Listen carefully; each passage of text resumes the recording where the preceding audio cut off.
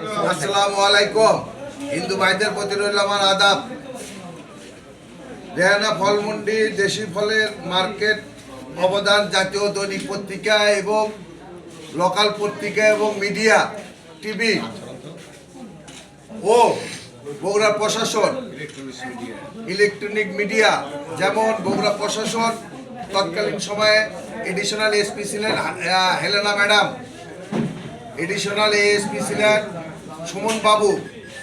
তারা সব কিছুই জানে এই মার্কেটটি কীভাবে হয়েছে। আমরা বিএনপি করার কারণে এই মার্কেটটি 4 বছর আমরা নিয়ে আসতে পারিনি। আজকে যারা প্রতিবাদ করতেছে এই মার্কেট ব্যাপারে, তারা বিগত দিনেও আওয়ামী লীগের সঙ্গে যোগসাজ করে আমাদের সঙ্গে প্রতিদ্বন্দ্বী করছে এবং আমাদেরকে ওখান থেকে উঠে আসতে দেয়নি। এই মার্কেট ওখান থেকে নিয়ে আসার মূল কারণ উদ্দেশ্য হলো বগুড়ার যানজট।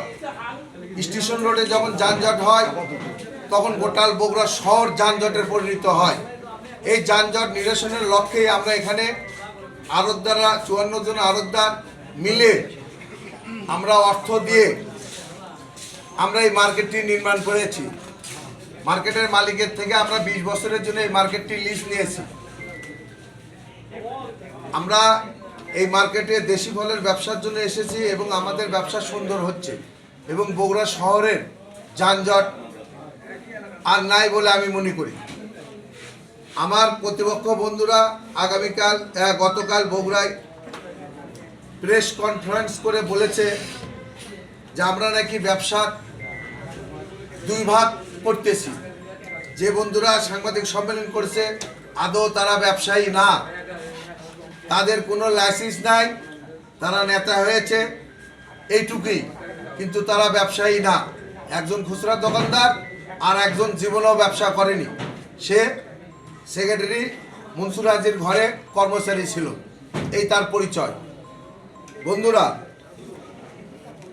সমিতি করি, আমরা চাঁদা তুলি না। আমাদের নিয়মে আমরা সমবায় সমিতি করেছি, সমবায় সমিতির নিয়মে আমরা সঞ্চয় নিই।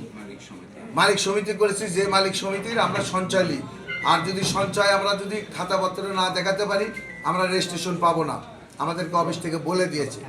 এবং আমরা কাগজপাতি জমা দিয়েছি এবং আমাদের ট্রেড লাইসেন্স 2টা শর্ট আছে, ট্রেড লাইসেন্স দিলে আমাদেরকে তারা রেজিস্ট্রেশন দিবে।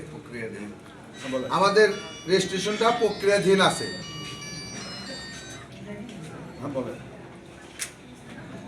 এই আড়তদার রেহানা ফলমন্ডি সরকারিভাবে ডাক হয়েছে, সেখানে আপনার 45 লক্ষ টাকা সরকারকে দিতে হয়েছে। বগুড়া পৌর সিটি কর্পোরেশন আমাদের ইজারদারের কাছ থেকে 45 লক্ষ টাকা নিয়েছে 1 বছরের জন্য। আমরা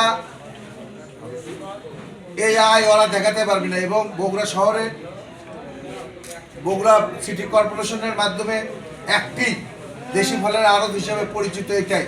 এবং কাগজ কলমেও বগুড়া পৌরসভার রেজুলেশন, ডিসি অফিসে আইন শৃঙ্খলা মিটিংয়ের সিদ্ধান্ত এবং সকল পেপারসে এটাই হলো দেশি ফলের আড়ত। ওটা কোনো আড়ত না, ওখানে বিদেশি ফল বেচাকেনা হয় এবং এখানে বিদেশি দেশি দুটাই বেচাকেনা হয়, তা আপনারা নিজেরাই দেখে যান। ওখান থেকে আমাদের আসার উদ্দেশ্য কেন, আমরা ওখান থেকে কেন আসলাম? ওখান থেকে আমরা আসছি, ওখানে একটি ঘরের ভাড়া নিচে 20,000 টাকা, উপরে 65,000 টাকা। আর সেখানে এখানে আমরা ঘর ভাড়া দিচ্ছি উপরে 7,500 টাকা আর নিচে হলো 5,000 টাকা। তাহলে আমরা আড়তদারদের ভালো করতেছি কি না খারাপ করতেছি, আপনাদের কাছে প্রশ্ন থাকলো। দ্বিতীয়ত, সেক্রেটারি বলে পরিচয় দিচ্ছে, উনি ব্যবসায়ী না, ওনাকে তো আমরা কোনোভাবেই মানব না, উনি ব্যবসায়ী না।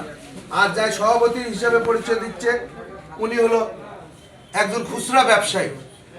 যারা আমতলা নামে পরিচিত, আমতলার ব্যবসায়ী আমাদের বগুড়ার আড়তদার ভাইদেরকে ধ্বংস করেছে। এটা কাগজ কলমে আপনারা যদি প্রমাণ চান আমরা প্রমাণ দিয়ে দেবো। লক্ষ লক্ষ টাকা ওই আমতলির খুচরা ব্যবসায়ীরা আমাদের আড়তদার ভাইদেরকে ধ্বংস করেছে।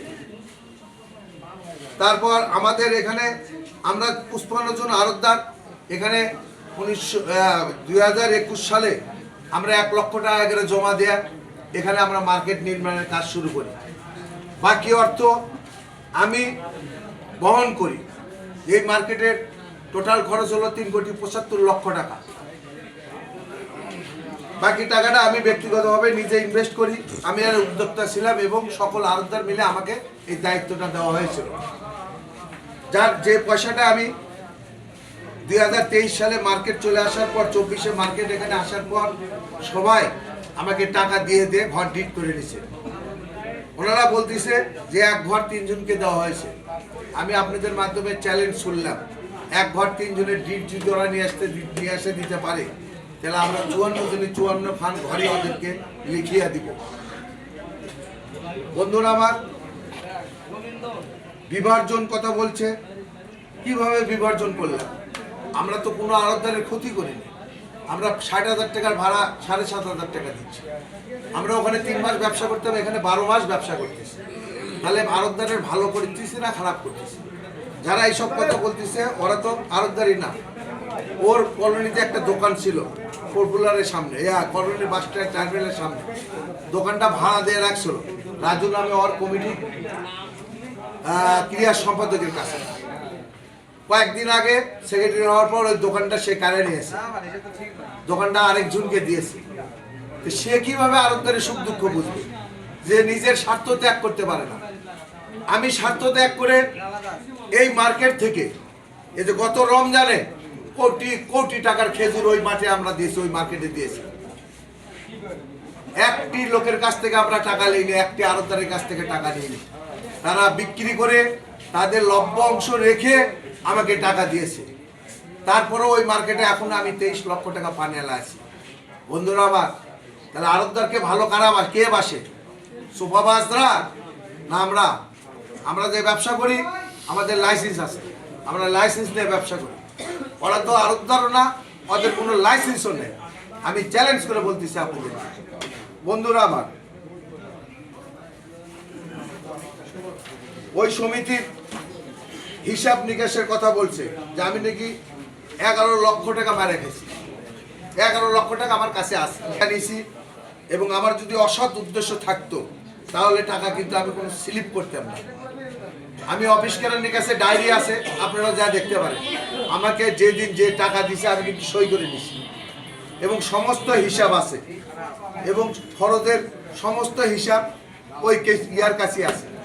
ওখানে ওনারা যখন সমিতির সাধারণ সভা করছে সেই সময় আমি ছিলাম না, আমি 1 সপ্তাহের জন্য বাইরে ছিলাম। তো ওই কারণে আমি সমিতির হিসাবটা ওনারা আমার থেকে চাইনি, আমিও দিতে পারিনি। আমার এই মার্কেটের হিসাব পরবর্তীতে নির্বাচন কমিশনার আসেও আমার কাছে চাই। আমার কাছে কেউ হিসাব না চাওয়ার জন্য আমি এই মার্কেটের যাদের কাছ থেকে সঞ্চয় নিয়েছি তাদেরকে নিয়ে আমি এখানে সভা করছি, করে তাদেরকে পার্ট বাই পার্ট আমি হিসাব বুঝে দিচ্ছি, যে হিসাবটা আজকেও আপনাদের কাছে দেবো।